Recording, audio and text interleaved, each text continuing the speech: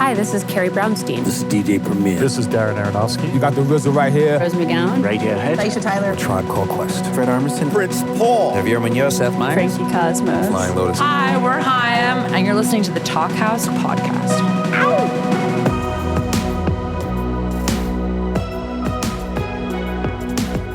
Hello and welcome to the Talkhouse Podcast. I'm Josh Modell. On this week's episode, we've got a pair of old friends who dive right in on some lighthearted topics like death and aging. Amy Millan and Kevin Drew.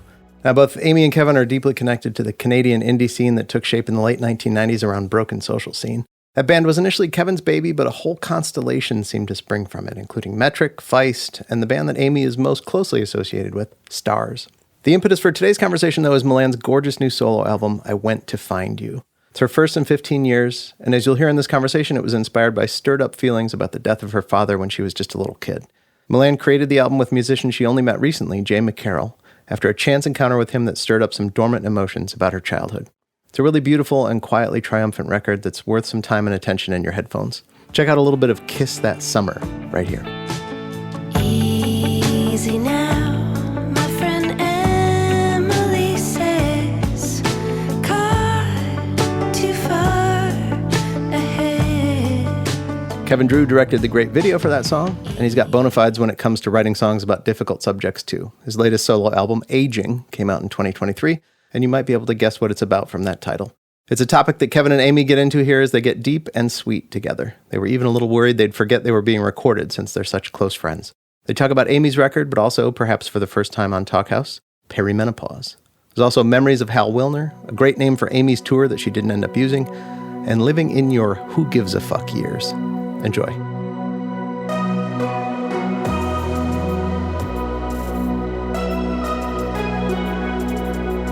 I'm going to say a lot, just to sound. I just find saying when you're doing interviews very engaging. Don't you feel calm when I go I do. Oh my God, I'm half dead. Your half dead is other people's, 100%. So don't you worry about that. Okay, let's get on track here. And then what is this podcast called again? Talkhouse. So this is the house where we talk. Fourth one for me. I know. This is my first, so I'm jealous. I would personally like to welcome you to this platform. It's great. Good people. They engage. They support a lot of artists. And we're so happy to have you, Amy. Thank you, Kevin. I feel like I might ruin this today. Can I just raise my hand? Remember, I called you 5 minutes beforehand and said, can we do this another time? But let's do the start again. Amy, how are you? I'm really good, Kev. How are you doing today? I'm great. I'm clear. What do you want to talk about today? Well, I wanted to talk about our records, your record Aging and my record I Went to Find You, and that it's both of our third record, solo records that we put out. And this is what I wanted to ask you. Because I want to talk about our dead parents. So my dad died when I was super young. Mm-hmm. I was almost 5. And yours mother just passed away recently. So it's such a different experience, but yet there's a sameness to the side of grief. And I was curious about if there's something of your mom's in particular that you like to have in your possession. I'm coming up on 2 years since my mom left. I used to wear a gold ring from my grandmother. When my grandmother passed, I was quite close with the women in my life, my grandmother and my mom. And I lost it, and it was heartbreaking. I lost it sort of in January, like February 2018, I can remember, because I had a big cross that I kept of hers. So I decided to start wearing that. And I realized as my mother was getting more sick, she was, I guess, returning to the Catholic past of her youth. She did try to explore that with my brother and I, but I think like any sane child, she gave us the option when I was in grade 5 and my brother was in grade 7, if we wanted to continue to go to church on Sunday with her. And of course, we wanted to party. So we said no, and we went and played hide and seek and took that extra day to keep ourselves safe from the education system. So I started to wear my grandmother's cross. And when my mom was very sick, we busted out the rosaries. She really wanted to have these rosaries around her. And I kind of took that as a way of like, I wear this now for both of them. And it's interesting because it does show you who's very judgmental, because it's quite big. And I know it can be fashionable, and I know it can be kind of cool as well to rock a cross. And then there's the whole aspect of belief and religion and all that. And I found it's really shown me who thinks that they're above the law when it comes to dictating what one should and shouldn't believe in. And I'm grateful that I have it, because it's almost as if it does protect me from the vampires of stupidity. So I wear it for them. That's beautiful. Thank you. So my parents were separated when my dad died. And so my mom had to like basically go and clear his apartment out. And I think she didn't really know what to do with all the stuff. So she got rid of it. So I too lost a thing. I had a bracelet that I lost. And then I had a watch that I gave to my brother. And then he was robbed and they stole the watch. Oh. So I was just thinking about this today because I wanted to ask you about that, the stuff. Like, did you have some of your, like lots of your mom's stuff still, or how did that work? Oh, I do. Like the clothes? I think it's a slow process for my pops, and our dog Frank likes to sit in the closet still and smell her clothes. I think it's a healing process for him. I can speak to many families about how hard it is when someone gets sick in the family. It really rocks it, especially if it's a while, and when you throw dementia in there, you got to hold on tight. And obviously, to the listeners, Amy and I grew up together, so I met Amy when I was 13 at summer camp. And to say we've had a lot of adventures would be an understatement. But to say that you spent a lot of time with my family would also be an understatement. You spent a lot of time with my folks. And I think the hardest part when you see people get sick, and then when someone has to become the caregiver, it makes you become an adult to witness. And I think when you see the cavalcade of difficulty and how it ruptures a 56-year relationship of love, you also have to watch the healing on the other side of that. So I think these things, these possessions, and I have photographs all over the place. Pops does. I know Cameron, my brother, he's doing it in his own manner of how he does his grief. But Pops is slowly starting to hand out clothing. Mom was a big clothing woman, fashion, you know that about her. Fantastic looking. That was the last thing she gave to my kids were clothing, beautiful pieces of clothing that when we were in Florida together. No, Yeah, she always looked amazing. I know people that burn stuff. I know people that have taken everything and just gotten rid of it. I don't think there's any procedure besides the one you are in the moment. And I think possibly for, watching my dad come out of this, I think it's nice for him to slowly pick where he wants things to go and take his time with it and try to heal his own heart with it. And, Ames, you're very much a person that feels everything when you walk into a room. You and I are the sort of drinkers of the band, because we started to cope with everybody else's shit by looking at each other and saying, let's have another glass. And what I learned through that was the shame that comes around that from those who are upon their pedestal of thinking they have their feet 100% planted on the ground. And yet, when you're an empath and you live in a sociopathic society, you do turn to the things that take you away and take you out of the moment, even if it's damaging your health. And the one thing I've learned through grief is what a beautiful, beautiful way of washing all that away is. What a truthful, honest pain it is to lose someone you love. And what a great way it is to just sort of see what is real and what is not in your life. When we were coming up, you would speak about your dad in high school, but when you came into this album and you suddenly found yourself saying, oh, you have 2 kids, you have a beautiful man in your life, you're returning to do a solo record, you're not going it alone. You found this gentleman, Jay, who kind of said to you, I want to do this with you. How did it come about that you realized you were going backwards, as we do, to move forward? How did it suddenly reach you that you were like, oh, I'm writing about my dad, who I lost when I was 3? Older. Oh, how old were you? Those precious years. I was almost 5 5. Sorry. When you're a kid and you're like, I'm 7.5, like those like little 6 months mean a lot, and especially like because I only had him for that little bit, I'm like, I was older. Yes, I know. And because when I would tell people, their immediate first reaction would always be like, oh, well, you must not remember him. And that was just like for their own comfort zone of on how uncomfortable it feels because, most people hadn't lost anybody yet.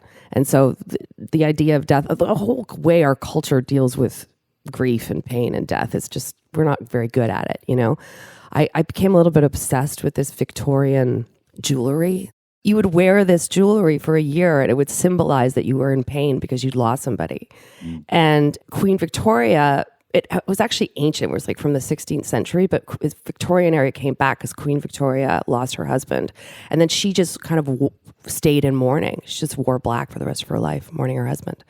And, like I remember I had a friend whose father passed away, and it was about a year and a half later, and she ran into somebody and she was like, oh yeah, you lost your dad. She's like, but you're probably over it by now, right? I mean, people just don't understand it. And, talk about a cross, like there's something about the church and religion. They embrace that world, the afterworld. And if you don't have that in your culture, it's difficult to know what to do with it, Mm-hmm. Anyway, so I think you and I, as you said, we're listeners, I've been friends for a really long time, and we've talked about pain a lot. And I think that your influence also was kind of I had to kind of like address what that pain was. And I think for a long time, it was like, you could cloud it in like a breakup or whatever, or, the boy that broke your heart. But because I've been with the same person who is a fantastic father and a great partner for 20 years, there was no more excuses of like where I could put it. Like I had to just actually go and find out like, oh yeah. So, what happened was is we just pretended it didn't happen, kind of. Like my dad just disappeared. No photos, nothing. So one photo, one particular photo. But anyway, so, my brother didn't talk about it. My mother didn't talk about it. So I got to bring him back on this record. And I remember like it started with Emily Haynes, our mutual friend, heard that Paul Haynes died. She was like the next first person to lose a parent. What's interesting about this story is that I was actually dating Chris Elligman at the time. And we came back to his house, and his parents used to turn on the answering machine into the room. And you know how people say, like, if they have bad news, you should sit down? I always thought, like, why do people say that? And when my mom left a message and she said, I'm sorry, I'm just trying to get in touch with Amy because Emily's dad died, my knees buckled. I fell kind of to the ground, and I was like, oh, that's shock. Yeah, that was huge. That rocked us, all of us, when her father was such a massive presence and a massive human being. Yeah. And I remember Jimmy telling me, and we digress into someone else's life, but I also remember taking her in after when she came in, with Joey, my ex-wife Joey. We had her at the house for a week right after. That was a lot and very sad. Things changed in that day, I remember. I think things did. That was really one loss where things changed, but this is not our life to speak about. So carry on. I'm forgetting that we're on a podcast. All right. Please remind me, like, can we have a safe word? Because we'll get so personal and forget that we're being recorded. What's our safe word? Potato. Okay, got it. But, she did speak about it in public. And, she made a book of her dad's poetry.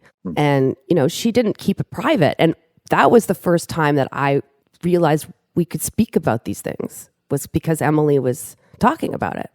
And it was the same with Les, when her dad passed away, she was, she would talk about it. And same with you, with your mom. And so I got jealous. I was like, why do they get to talk about it? And actually, a friend of ours, I remember, said to Emily right after it happened, she said, you're the first. And Emily looked at her and she said, no, I'm not. Amy is. The credit of death. That's a very big credit to give. Credit of pain. The credit of pain.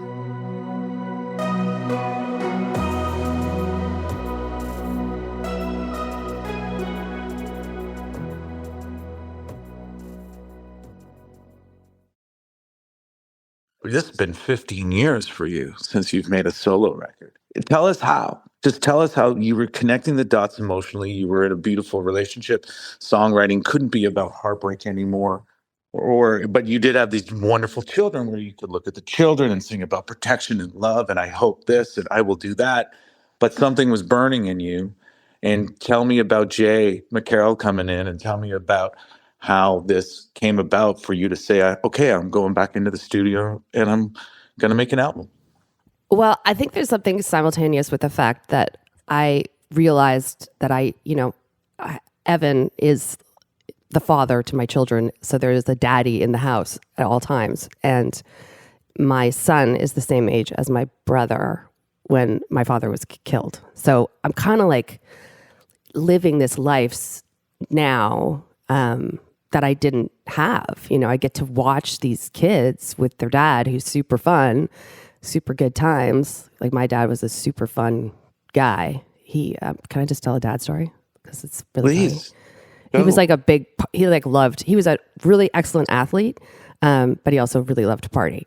But like he could walk on his hands and he could do the double bars, and he was just a super athlete. But he loved to throw parties, and he loved to throw sports parties, and he had like a Super Bowl party, or I think it was actually Grey Cup Canadian, the Canadian equivalent. And he put TVs in every single room in the house so that the game could always be on. And then he made a salad and put it in a garbage bag, like a huge salad, and like closed the bag to get the dressing on it. It was called tossed salad. Anyway, fun guy. And as you know, you're very close to my husband, and he's a lot of fun. So watching that was also happening simultaneously. And then I met Jay. We co-wrote every song on the album. So yes. And I had just met him really for the first time, October 2023. And we sang a Feist duet that Hayden has on his solo record that came out. Hayden wrote a song for Feist, and he was doing his Dream Serenade, which is a beautiful fundraiser, and asked me to sing the song with the band. And so Jay was singing the backups on that song. And it's interesting because it did not start with Jay. Like there's this kind of, it's hard to articulate these things, and you can't control the press, but there's this idea that it was like, oh, and then she realized that she loved singing with her dad, which was like, yes, but it was also like, I had obviously been doing that since I was a child. Like I, met Emily when we were 15, and we started singing together, and there was that feeling of like singing harmony with a person. And then I went and found the Bluegrass people, and I found you, and I found Torque, and I found all the people that I have sung with for years and years and years. But I think that I was on kind of full drive to just like not suck. So I wasn't putting the emotional pieces together of why I was making my life an arrow to music.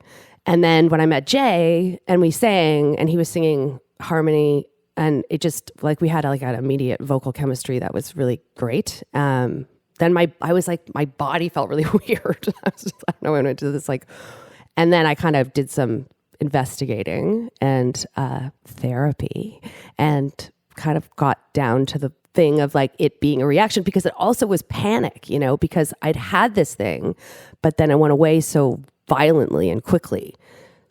This pain you're speaking of. The singing. Okay. The singing, like, because I'd sing with my dad every night before bed, right? So I like this, and I want to just, if I can interrupt, because I came up with you. I sat at campfires with you. I managed Edith's Mission. That was your first band. I was at Harris Institute, Toronto, a music industry school. You could take production management. I chose you guys. That was as far as our career went together. But in that, it's interesting because you do play the role of, okay, I'm going to come in and sing this, or hey, Amy, do you want to come sing?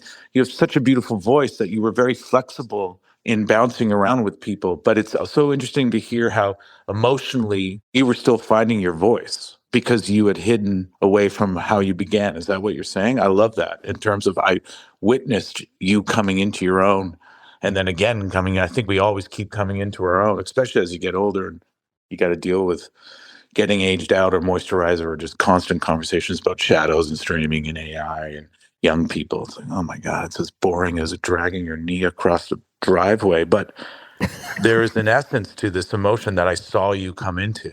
Just even with Stars, where you sort of stepped in, Emily was the singer, and then you stepped in.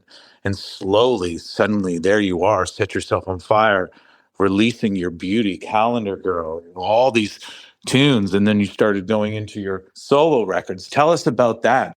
Oh, that's such a hard question to answer because you don't know what you're doing yourself. That's what this for me right now is about, is seeing how that happened. I think with Stars, especially, like the fact that, Torque was a co-writer and he would write songs for me. And there was these kind of characters. And even with Social Scene, I wasn't singing my own songs. I was singing, Emily parts. I was singing Leslie parts.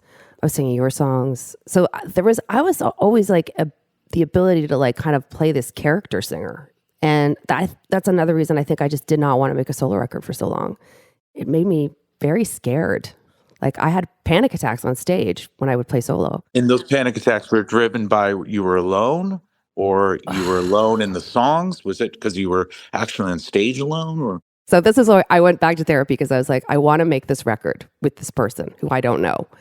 And I know I'm going to get neurotic, and I know I'm going to have a lot of anxiety, and I want to kind of figure out why. And of course, calling Dr. Freud, like everything comes back to our parents, right? everything? And so, it's daddy. It's all daddy. And it was so irritating because honestly, turning 50, it's like, I only say my age in Spanish now.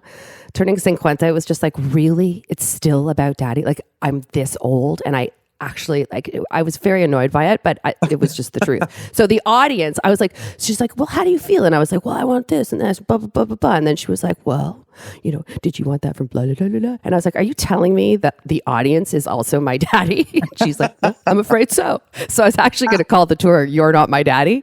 Oh, I love that. We were talking about just going into therapy to get back into doing this record and taking on the aspect of just, everyone's a victim of a victim. We all process our parents through our grandparents and great grandparents. Do you have an altar? For my mother? For like, I just actually didn't really know how to do one, but I was always envious of those that had them. My friend Natalka had one, and I have a bunch of owls on my altar. I got owls. I have an owl on my altar too. That was my grandmother's, my father's mother's owl. I just started to build one, and I'm thrilled with it. I have my great grandmother on my maternal side, her flask. Damn. Which looks like it's from Winners. Like, you really can't believe it's that old. But if you look at the bottom, the seal is old school.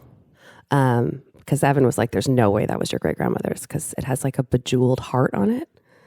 I love my altar. So maybe I'll gift you something for yours next time I come to the house.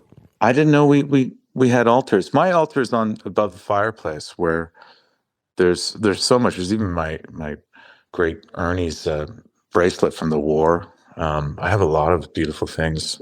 Some of my grandfather's bicycle medals died before I was born. I have a brick from the land in Newfoundland where my family came in 1792.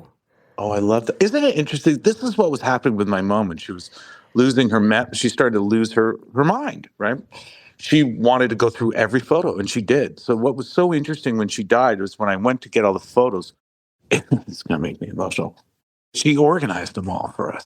And I think while she was organizing them, it was so that she could remember her history.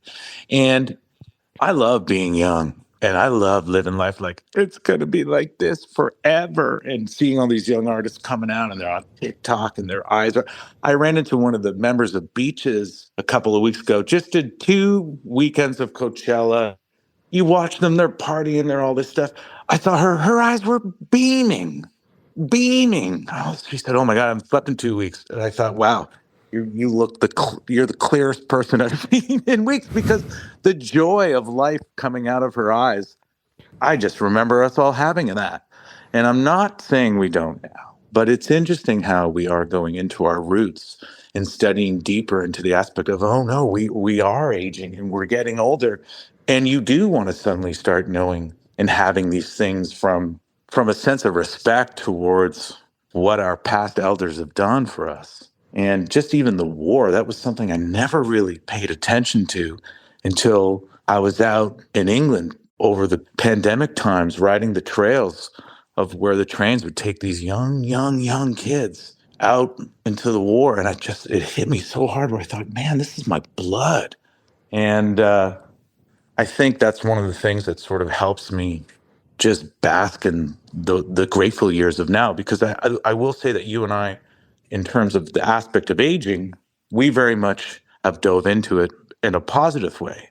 The one difference between you and I is, and I'm going to segue into this, is that I'm a man and you're a woman, and our hormones are quite different.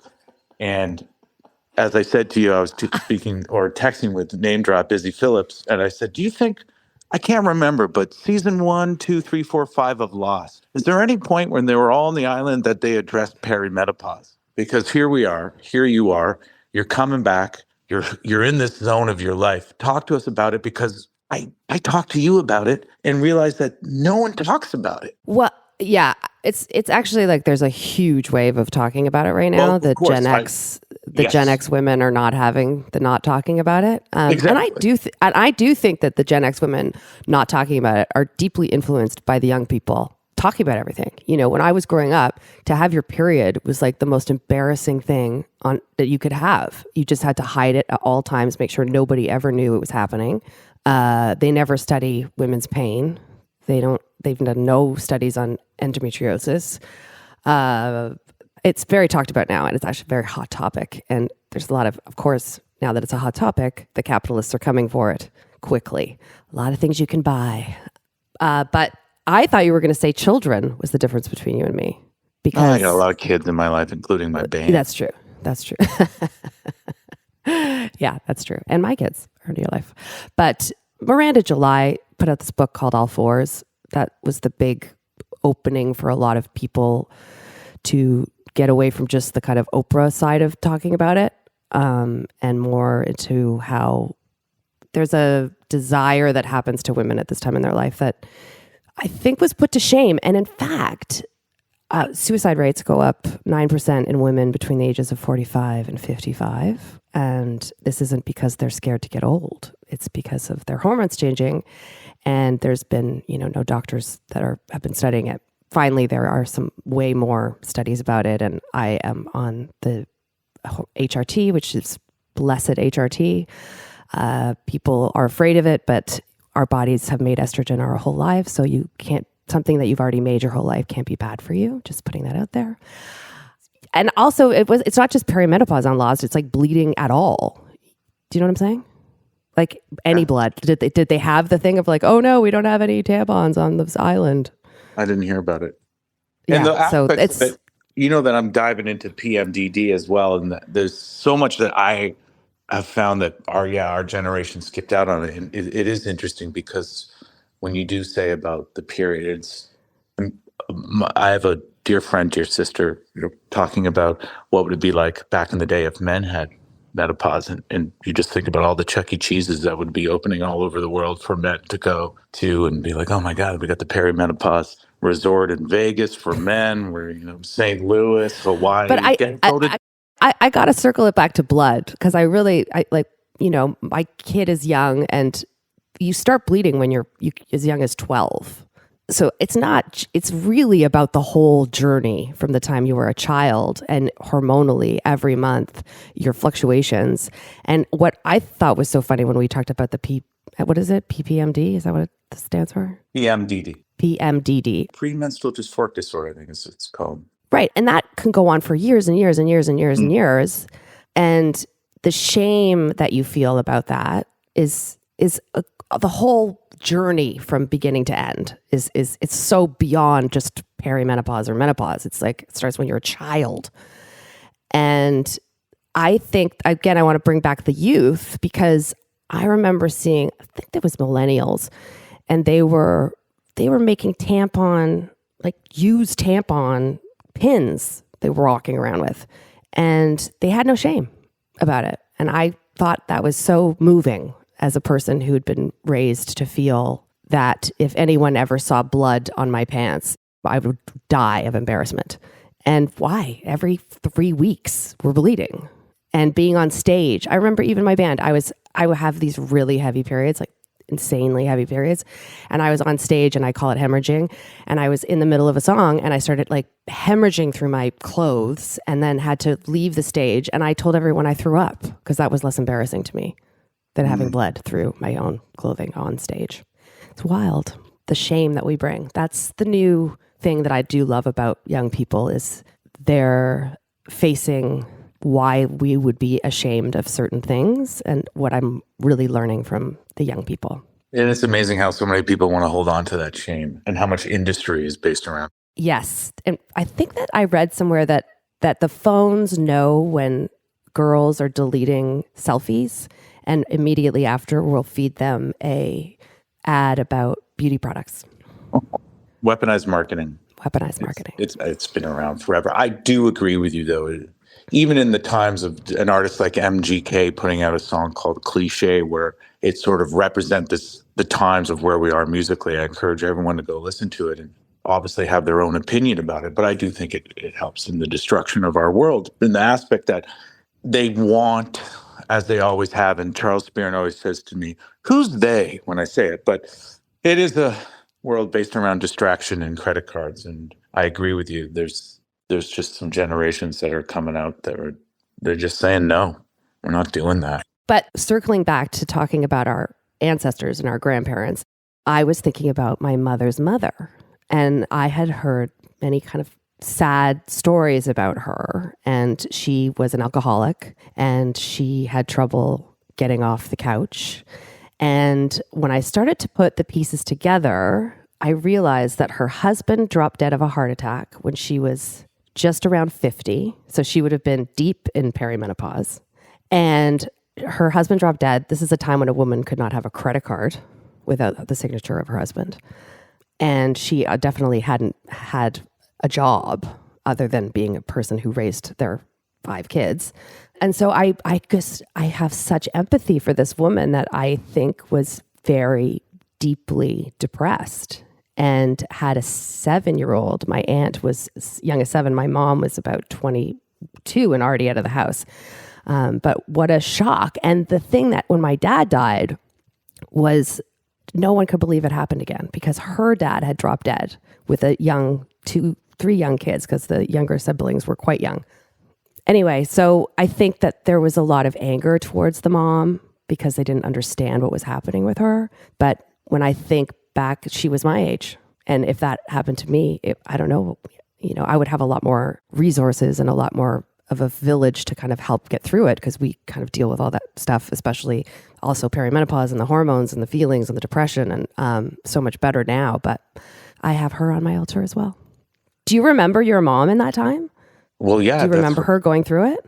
Oh, yeah, because that's how I discovered it all.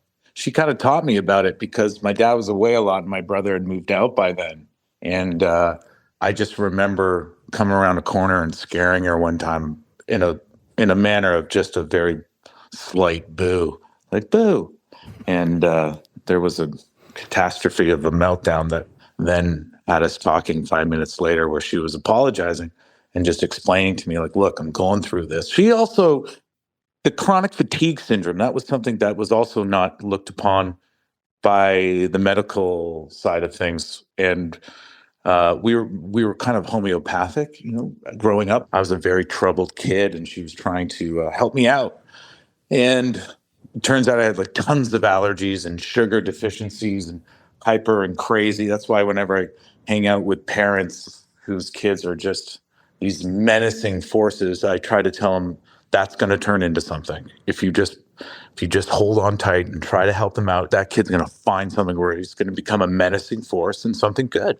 But through the chronic fatigue and through just being at home with her, that's when my mother and I really came together. I was 15, 16, tough ages for a dude and his mom. But 17 through 20, we really formed our relationship because I kind of had the inside scoop on what was going on with her and just wrote it with her and would check in and help Pops and her out. I used to become a little bit of I'd be watching a movie downstairs and they'd be arguing. I'd have to come upstairs and be like, all right, what's going on? Sit down. You explain your feelings. I look back at that as such an incredible time for me, even though my bro wasn't there. If you have to start to give up some of your life for the children, that's always the struggle where they lose their identity and they're trying to figure out how to provide. And we thought it was going to be like this, but now it's like this. And obviously, a lot of us feel that way, whether you have children or not. It's called expectations. And then to see the teenage years and to see parents getting through those years as well. those seem to be the heightened points of, oh shit, grab the windsurfer, here we go. The ocean's turning into some rocky waves. But I was pretty grateful to witness that. I mean, what did it mean for me? I've had multiple relationships and dated all kinds of great people, but I have my feet solidly in the ground of domestication was really not for me. But as I get older, especially with my partner now, I just love the idea of being a unit and a team. I love that you doubled down on your mom, because a lot of teenagers at that age could just bolt. And I think that that's partly why you are so good at connecting with people, because you double down on them. And that's why the songs are so good and so real, and why people have connected to you and your band and your music and your solo records for so long, is because that's your kind of superpower. I've always wanted to understand it all, from hatred to joy. I've wanted to understand the human concept of how one is who they are. I've always found it intriguing. When I got all that anti-vax stuff coming at me, that was so educational. Two shots, right? You saw it all go down. I kept quiet. But it was amazing how so many people felt relief in hatred and felt relief in just being able to pile on something that just gave them this sense of just, easing the pressure to be like, oh my God, someone else is a fucking idiot. Today, I still find it fascinating. And obviously, we're in one of the worst times that I've ever lived through. I don't know how you look at it, but I see a lot of heartbreak. So how else are we not going to do it besides songs? And you're talking about going out on the road. I played I think I was in PEI for like 40 people. I went out east and you can stand there and you can look. Here's my greatest example, and it involves you, Amy, and it involves you in the idea of you asking me out to open for stars. Now, who doesn't want to play theaters when you're doing a solo career? And of course, you see all your peers killing it, like, oh, there's so and so again, rocking a sold out show at this. And obviously, the way that people look at achievement is through the popularity of the person. I don't do that, because I also can't. I have so many people who are far surpassing my ticket sales that I don't think are better than me. I just think it's working. And all I wanted to do was play theaters with this solo. And I didn't do that until I opened up for you in Stars, right? When you guys asked me to come out. And then there I am in an opening slot, getting $500, standing there with my acoustic guitar. So happy I'm with you guys. Got on the bus. It was a wonderful time. But what I mean is I was playing theaters. And people came early because we were in the same community. They were completely quiet. It was pretty much full. And I thought, oh, here I am. I'm doing this thing that I've always wanted to do. Now, am I not doing it because my name's not the headlining name on the poster? No, I'm doing it. And it's so interesting how we have all this classic expectation around ourselves into what gives us fulfillment. And as I get into my who gives a fuck years when it comes to that kind of shit with career and popularity and songwriting and all that, that's where I just think you've got to bask in whatever it is that you're still able to do. And then when you go and you look at what's happening throughout all that we're living through, that's where I focus my eyes and my attention on this matters. And this is some truthful annihilation that what can we do? Well, we can play music and we can try to get people into a room together. And that's all I've ever tried to do with this band, was get these people into a room. You have an opportunity to do something when you're in a room together. And if you can take that as far as you can and understand the human condition, then I truly believe you're doing the good work. That's what we're here to do. I talk too much. No, you don't. Do you see how I threw in the perimenopause in there? We didn't really talk about your album. Well, it's about a Talkhouse. I mean, we did talk about my album, and this is Talkhouse. It's just, we could talk about anything. But your album's coming out. I went to find you. It's coming out. 8 songs, beautiful songs. I'm so proud of you for doing this. The whole community is proud of you for doing this. We've been wanting you to do this for so long. I know you tell the story of when you went in the studio, you had so many friends just giving you the love texts, supporting you. Well, you texted me at 7:30 in the morning, this like Rocky Balboa ringside championship text. It was the best text ever. It was so good. But this is what we do. We got to raise each other up, especially when so many of our peers are in the industry working it, and they're not aging, but we are. They're like, we got to go find the 20-year-old. See you later, guys. Whoa, wait, guys, what's happening? I spoke to this man last night. It's great, from Pop Matters, lovely man, Brian. And we were talking about your record aging and this record that I'm putting out, I Went to Find You. And he just said, I grew up with you guys. I grew up with you. I've seen Social Scene many times. I've seen Stars many times. And I just so appreciate that you are still talking about things that I'm thinking about.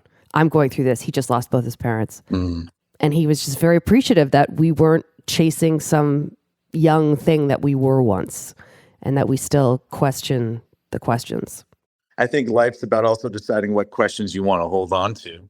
But it's interesting when you're looking for the answers, and then one day you realize you don't want the fucking answers. You just want to live, and you want to help people out, and you want to. Hal Wilner, one of my dear, dear loves, who died April 6, 2020 of COVID. That was 4 days of tears when I got that news, and didn't believe it too. Just total cinema moment of Leslie calling me saying, I think this happened. I'm like, no, I just talked to him. You're wrong.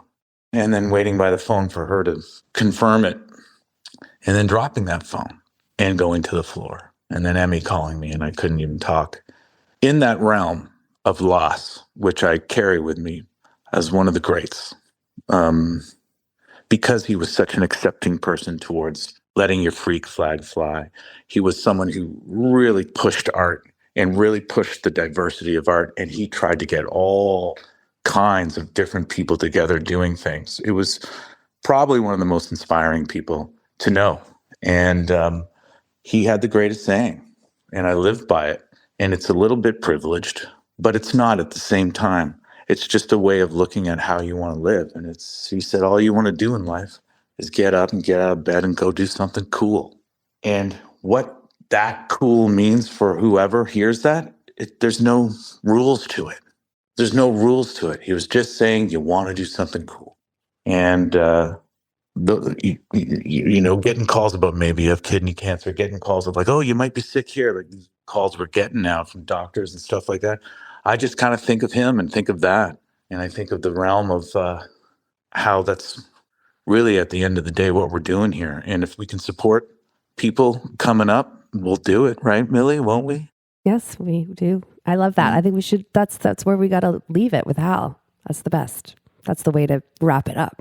Well, I love you. This was strange to have us recorded and try to be a little more professional in our conversation. I did tell Josh that. I was like, Josh, usually we just talk shit about people we love.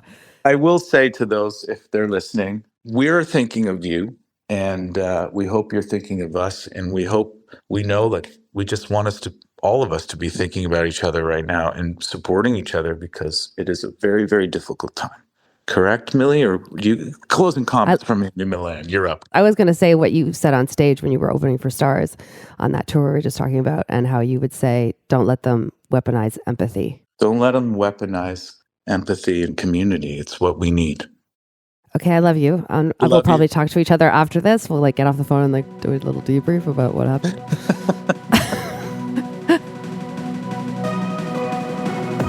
Thanks for listening to the Talkhouse Podcast, and thanks to Amy Millan and Kevin Drew for chatting. If you liked what you heard, please follow Talkhouse on your favorite podcasting platform and check out all the great stuff in the Talkhouse Podcast Network. This episode was produced by Myron Kaplan, and the Talkhouse theme is composed and performed by The Range. See you next time.